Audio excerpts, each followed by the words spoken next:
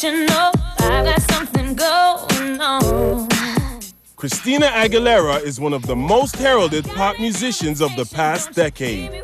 Her ability to stay ahead of the curve and continually push the envelope has made her a living legend in contemporary music. When the going gets rough, every night he'll be giving his love. He'll be giving his love. So go on, girl. Christina Aguilera spent her entire life searching for her star, and when she finally found it, her meteoric rise to fame was unstoppable. But success can carry its own particular set of burdens. The squeaky clean image that record executives used to market Christina's debut album was fine for the young teen at the time of its release. But she was growing into a curious young woman who couldn't help but question her lack of artistic control. After a while, it got really old to me, and felt a little fake and superficial that I wasn't being able to be who I was. With the spring 2001 release of the single Lady Marmalade, recorded for the Moulin Rouge soundtrack, it was obvious that Christina was heading in a different musical direction. Christina was heavily criticized for her sexy new image and more urban sound, but the critiques only seemed to fuel the young singer's fire. I'm a musician, I'm an artist, and I'm gonna express myself in ways that not everybody's gonna agree with all the time. You know, I can't please the whole world. Give me some room, coming through. 2002 Stripped revealed an even more extreme side of Christina. The album was unveiled in tandem with an entirely new persona, one that had fans and critics alike questioning her intentions. All girls want to be rubbed the right way.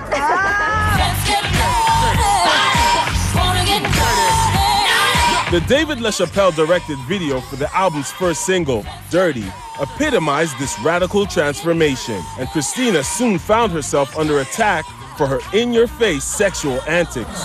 What?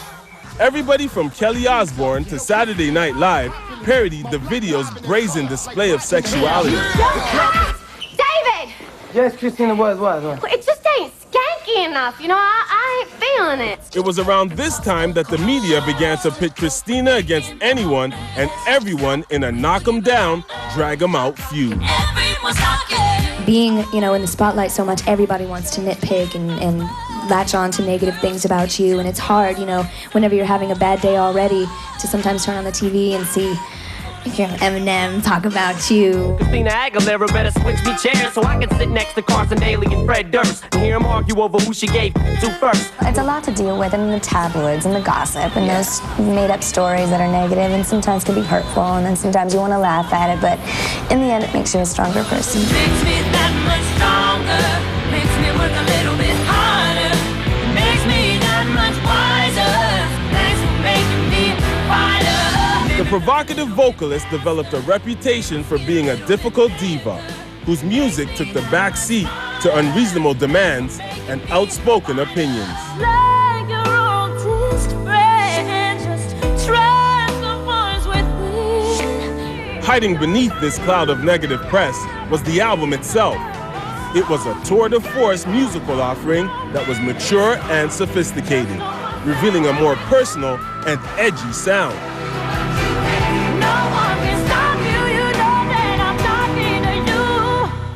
Like therapy in a way to record this record because it was really personal and it was hard to record at times. The record was an instant hit in Canada, selling 15,000 copies in the first week and debuting at number 3 on the charts. I am beautiful, no matter what they say. The follow-up single to Dirty was the inspiring ballad Beautiful, which revealed a more thoughtful and introspective side of the young singer. The song Beautiful within itself is it's a universal anthem for anyone and everyone who definitely feels unaccepted or discriminated against just by being who they are. The hits from Stripped kept coming. After Beautiful came Fighter, Can't Hold Us Down, and The Voice Within.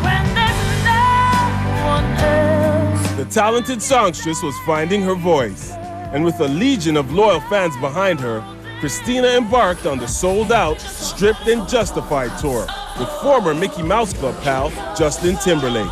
It was a gigantic success, and garnered the coveted Best Tour of the Year award by the readers of Rolling Stone magazine.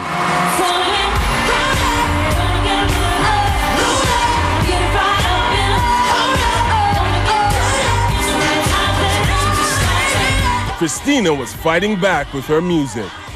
But the controversy surrounding her sexuality and private life continued to grab front-page headlines.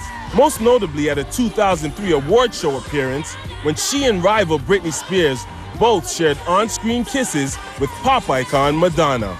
The controversial kisses the women shared during the performance landed them in the gossip pages for months afterwards, confirming for many that the trio got exactly what they wanted: free publicity and lots of it. The press is just a bunch of rubbish anyway, so, you know, they never get a story right. And it's always rumors and gossip and over-sensationalized shit. 2003's intense highs and lows reaffirmed that Christina Aguilera was indeed a fighter. Her unapologetic views on everything from female sexuality to lip-syncing cemented her image as a rabble-rouser. You cannot please everyone at the same time. You just have to be yourself. You know, if I was conforming to staying that 17-year-old that really didn't say a whole lot on a lot of subjects and just really stuck to playing it safe or the norm or being pinned as the cookie cutter, you know, then that would be stifling to my creativity. It's impossible.